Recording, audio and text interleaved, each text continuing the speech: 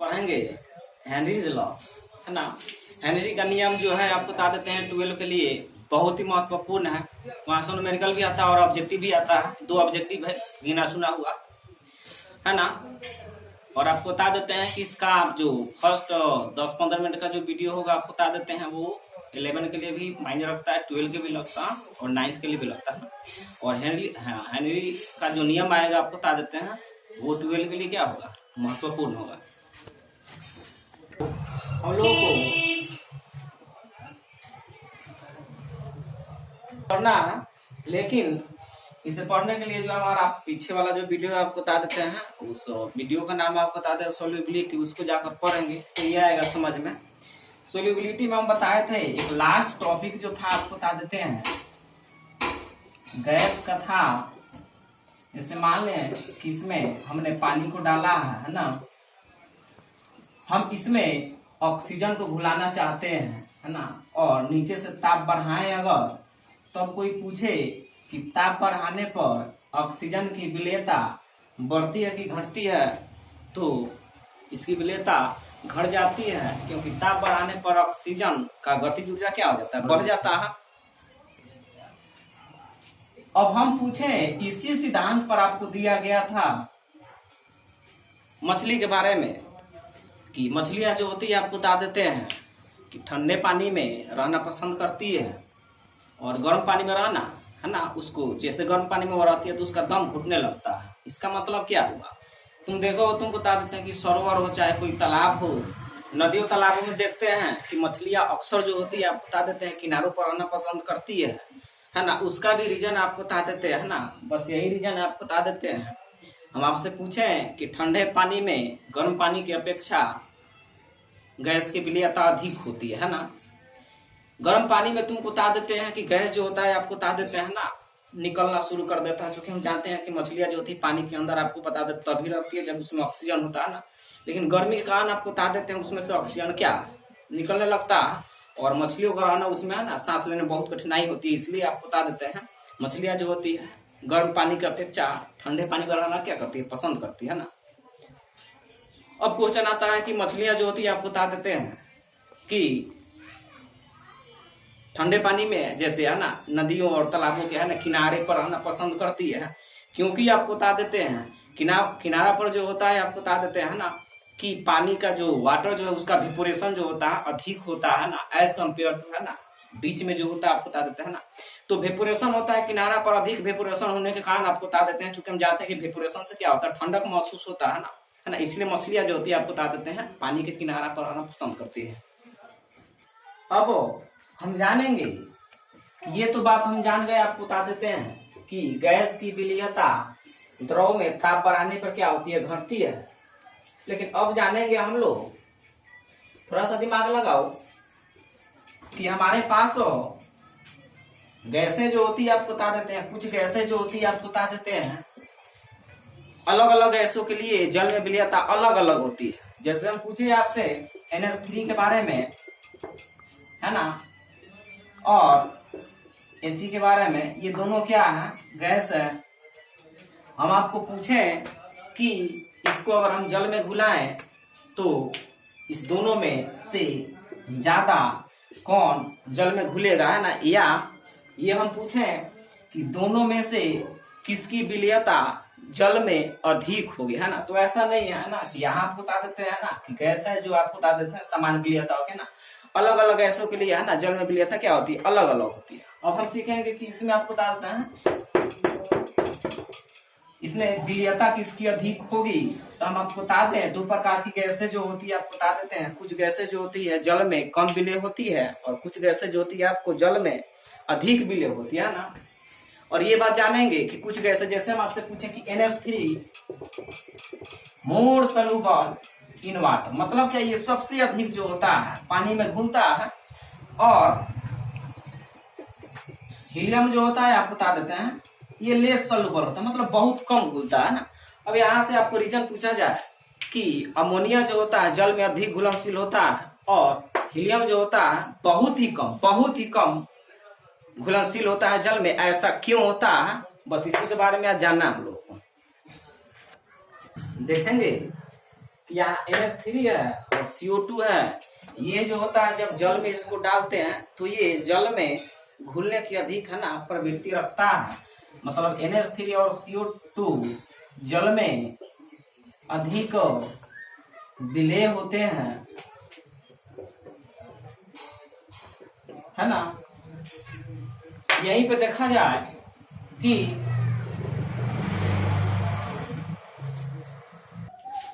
यहाँ NH3 और CO2 जल में अधिक विलेय होते हैं और H2N2O2 अक्रिय गैस में आपको बता देते हैं हीलियम होता है, नियॉन होता है, क्रिप्टन होता है, जिनॉन होता है। आर्गन आपको छूट गया, आपको बता देते हैं, है ना। ये जो होता है आपको बता देते हैं जल में क्या होता है, लेस सॉल्युबल, मतलब बहुत ही कम विलेय होता है।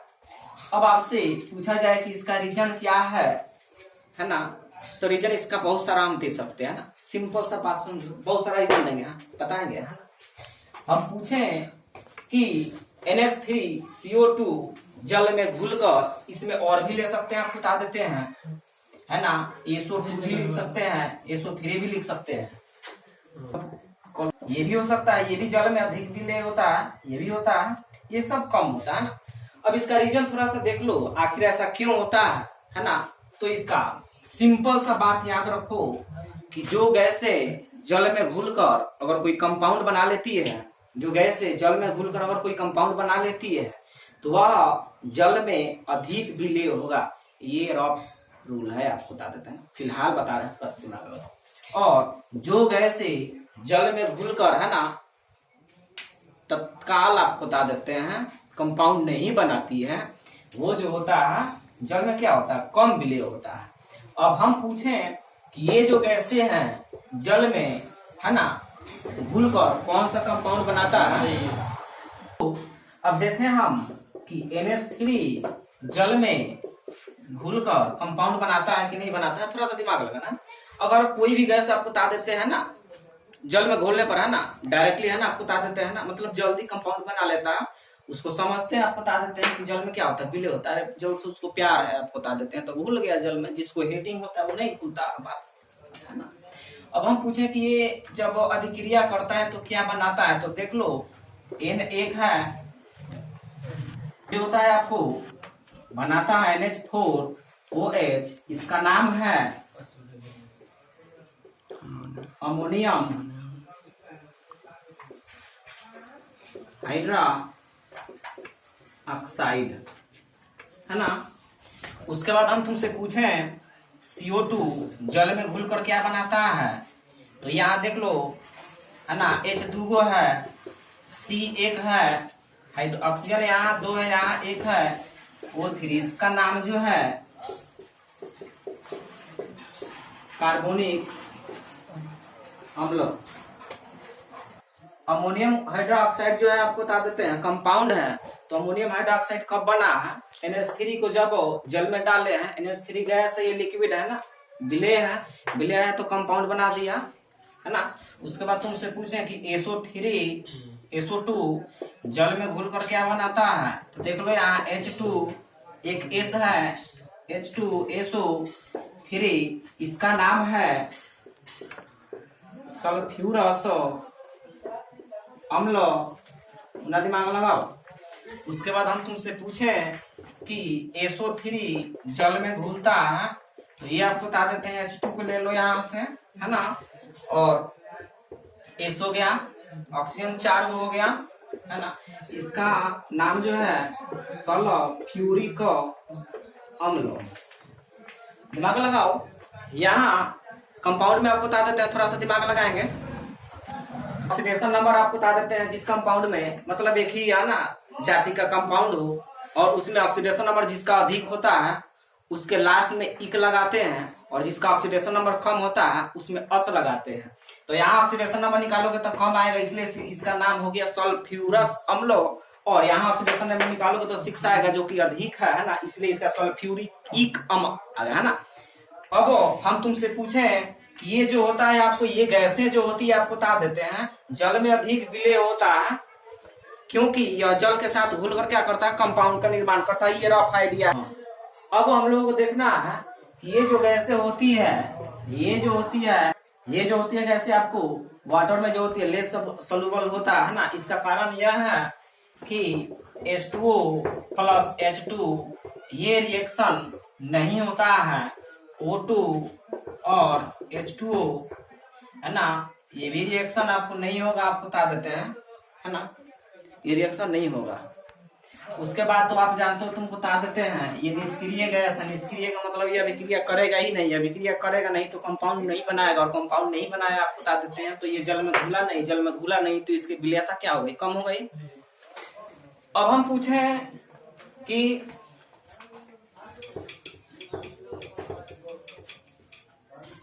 अब थोड़ा सा दिमाग लगाओ, गोताखोर का नाम जानते होगे, जो तैरता है आप बता देते हैं ना, वो पानी के अंदर आप बता देते हैं जाता है तो ऑक्सीजन ले जाता है, आप बता देते हैं।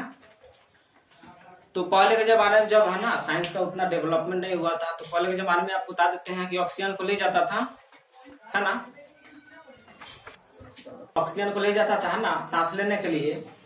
लेकिन वह काफी गहराई में जब जाता था, आप बता देते हैं, तो पानी का प्रेशर इतना पड़ता था उस पर कि ऑक्सीजन नहीं घुलने वाला भी उसके ब्लड में जाकर घुल जाता है ना, मतलब सांसों के अंतर्गत है ना, बता देते हैं ब्लड में जाकर क्या होता है, घुल जाता है। पानी के प्रेशर है ना, जितना ही जाएंगे पानी के अंदर, जितना जाया जाता है आप बता देते हैं पानी का प्रेशर उतना ही बढ़ते जाता है। पानी का प्रेशर जब समुद्र के गहराई में जाता है गोताखोर, तो उसके ऊपर इतना पानी का प्रेशर पड़ता है कि वो जो सांस लेता है, जो ऑक्सीजन ले जाता है ना, उसमें से ऑक्सीजन में से आप बता देते हैं कुछ ऑक्सीजन जो होता है सांस तो लेता है लेकिन फिर उसको छोड़ता नहीं है, कुछ ऑक्सीजन जो होता है आपको उसके ब्लड में घुल जाता है।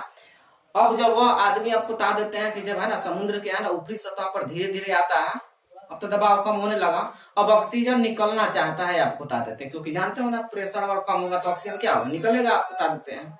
अब जैसे ही ऑक्सीजन निकलता है आपको बता देते हैं, तो उस गोताखोर के बॉडी में इतना दर्द होता है, इतना दर्द होता है, तो जो दर्द सह लेता है तो बच जाता है, लेकिन कुछ लोगों को इतना असहनीय दर्द होती है उसको मौत हो जाती है, आपको बता देते हैं ना। इस बीमारी को शायद है ना एनेक्सिया या बैंड इसको बोलते हैं ना, कंफर्म नहीं है, बता देंगे ना। तो जब हमारा साइंस का डेवलपमेंट हुआ तो ऐसा देखा गया, आपको बता देते हैं कि कुछ ऐसे भी गैस हैं जो कि काफी गहराई में जाने पर भी है ना वह ब्लड में नहीं घुले, तो ऐसा देखा गया, आपको बता देते हैं अक्रिय गैसों में। ये तो आपको बता देते हैं बिल्कुल भी जल में है ना विलय नहीं होता, ये थोड़ा भी नहीं घुलता है, आपको कितना भी प्रेशर डाल दिया जाए लगभग ना। अब हम पूछे कि है ना इसमें से आपको ले आ जाता है, आपको बता देते हैं हीलियम को, थोड़ा सा दिमाग लगाए, कुछ किताब लिखता है नियॉन को भी, है ना, दिमाग लगाए, लेकिन याद रखा लेटेस्ट का आपको बता देते हैं हीलियम। बहुत बार परीक्षा में आपको पूछा जाता है कि गोताखोर जो होता है, बोर्ड में हमारे है ना, कि गोताखोर जो होता है आपको बता देता है ना सांस लेने के लिए किस गैस का उपयोग करता है, तो ऑक्सीजन तो वह लेता ही है, लेकिन वह साथ में हीलियम भी ले जाता है, आपको बता देते हैं। अब जब ये इसके साथ मिलता है तो इसकी भी सोल्युबिलिटी को क्या कर देता है, कम कर देता है। बस आपको जानकर आपको बता देते हैं, हेनरी वैज्ञानिक है, आपको बता देते हैं ना। अब इनका क्वेश्चन हो गया, आपको बता देते हैं कि क्या हम ऐसे बोलेंगे है ना, जो गैस आपको बता देते हैं जल में घुलने पर है ना जो कंपाउंड बना लेता है वो सोल्यूबल है, जो कंपाउंड नहीं बनाता है ना वो लेस सोल्यूबल है ना, उसी के सिद्धांत में आपको बता देते हैं। ये आते हैं, आपको बता देते हैं, है ना, और ये बताते हैं, आपको बता देते हैं कि कौन सी गैस जल में अधिक घुलता है और कौन सी गैस जल में कम घुलता है, उसका रीजन भी ये बताया। अब ऐसा क्यों होता है हम लोग जानेंगे।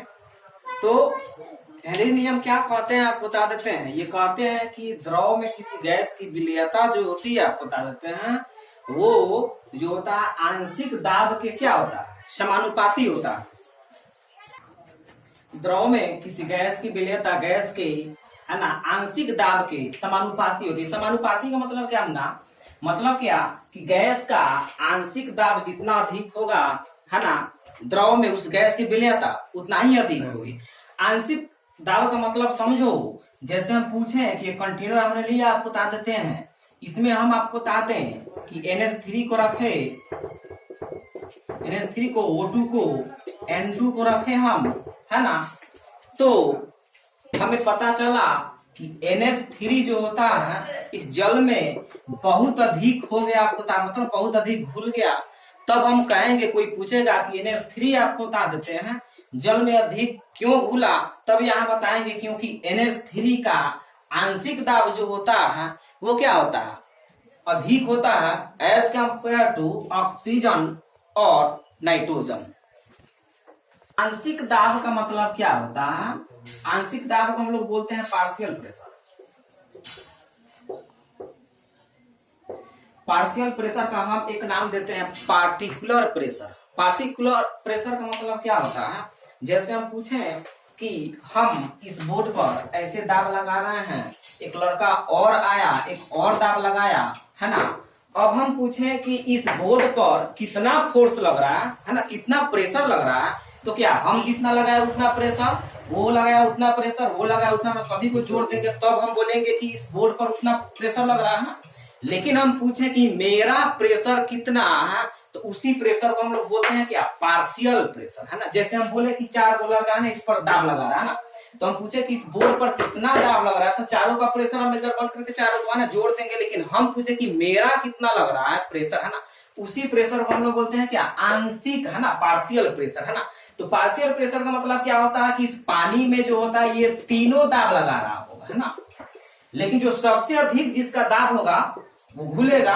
और यहाँ NH3 को देखा गया, न्यूमेरिकल बताएंगे तो उसमें क्लियर होगा कि NH3 का जो पार्शियल प्रेशर जो है अधिक है। पार्शियल प्रेशर का मतलब ये पार्टिकुलर NH3 का, इसका ये बात नहीं हो रहा है, ये NH3 का बात है कि NH3 कितना दाब लगाता है।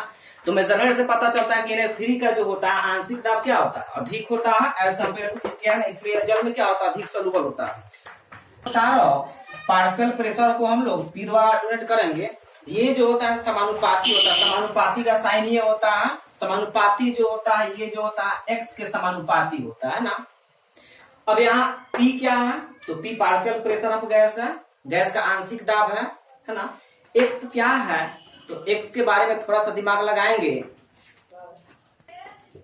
तो P जब बराबर का चिन्ह हटता है, सॉरी, है ना, समानुपाती का चिन्ह हटता है, तो यहाँ एक कांस्टेंट आ जाता है कि x, और यहाँ हम h डाल देते हैं। क्यों h डालेंगे? I क्यों नहीं डालेंगे? J क्यों नहीं डालेंगे? क्योंकि इसको जितेंद्र सर खोज नहीं किया है ना, इसको खोज के हेनरी का नियम है ना, इसलिए हम लोग क्या यहाँ से सूचित करते हैं। यहाँ P बराबर जो है PAR पार्शियल PRESSURE, P बराबर जो है partial pressure of gas. Hindi सुनो, है ना, गैस का आंशिक दाब, है ना। यहाँ x क्या है? तो ये मोल पर भाग है, मोल पर भाग, है ना। किसका है मोल पर भाग? तो ये गैस का मोल पर भाग। और मोल पर भाग क्या है? तो पीछे जाए और मोल फ्रैक्शन पर है, जो कि पढ़ा दिए, आपको बता देते हैं, है ना। यहाँ के H क्या है? तो ये इसको बोलते हैं हेनरी स्थिरांक, हेनरी कांस्टेंट।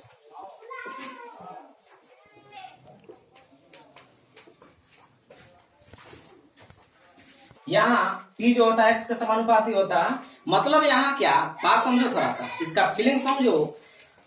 x क्या है? तो x जो है आपको बता देते हैं कि गैस का मोल प्रभाज है। मतलब क्या कि जिस गैस का मोल प्रभाज अधिक होगा, है ना, उसका प्रेशर भी क्या होगा? अधिक होगा। और जिसका प्रेशर अधिक होगा वह जल में उतना ही क्या होगा? विलय होगा। थोड़ा सा दिमाग लगाओ। दूसरी बात, हम तुमसे पूछे कि किसी गैस का मतलब x कम है, किसी गैस का x कम है, तो x कम कहने का मतलब ये है कि उस गैस का, है ना, मोल प्रभाज कम है।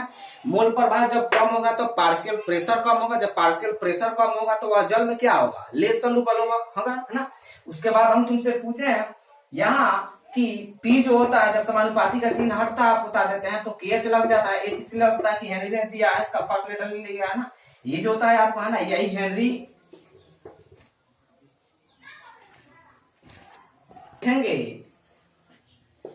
कि जो होता है वह इनवर्सली प्रोपोर्शनल जो होता है SOLUBILITY। दिमाग थोड़ा सा लगाएंगे, बहुत महत्वपूर्ण चीज है, आपको बता देते हैं। हेनरी ये कहता है, आपको बता देते हैं कि K का मान जितना अधिक होगा, है ना, उसकी सोल्यूबिलिटी उतना ही कम होगी। देख लो, उल्टा का संबंध है इसमें। ये इनवर्स व्युत्क्रमानुपाती है, तो उल्टा का संबंध होता है, तो एक बढ़ता है तो दूसरा घटता है, दूसरा घटता है तो पहला बढ़ता है। तो हम तुमसे पूछे कि के, ये फॉर्मूला याद रखना पड़ेगा, ऐसा है ना, के इनवर्सली प्रोपोर्शनल टू, है ना, 1 सोल्युबिलिटी जो होता है, यहाँ के का मान जितना अधिक होगा सोल्युबिलिटी उतना ही कम होगा, है ना। और सोल्युबिलिटी अगर अधिक है, इसका कहने का मतलब के क्या है, कम है। बात समझ में है ना। अब मान लो कि तुमसे परीक्षा में पूछा जाए कि किसी गैस में के का मान बहुत अधिक है, तो वह जल में विलेय होगा, कम विलेय होगा कि ज्यादा होगा कि उतना ही होगा। तो के का मान जितना अधिक होगा वह जल में उतना ही कम होगा, और के का मान जितना कम होगा वह जल में उतना ही अधिक विलेय होगा। तो ये सब लिखना पड़ेगा। लॉकडाउन बाद एक एक वीडियो का हिसाब लेंगे, आप लोगों से बता देते हैं। उसके बाद हम पूछे कि स्टार का चिन्ह लगाकर तू सब लिखना है ना, कि के का मान विभिन्न गैसों के लिए भिन्न भिन्न होता है, मतलब सभी गैसों में के का मान जो होता है अलग अलग होता है। यही है, आप बता देते हैं हेनरीज लॉ, है ना। इसको पढ़ें और नोट करें। जय हिंद, जय भारत।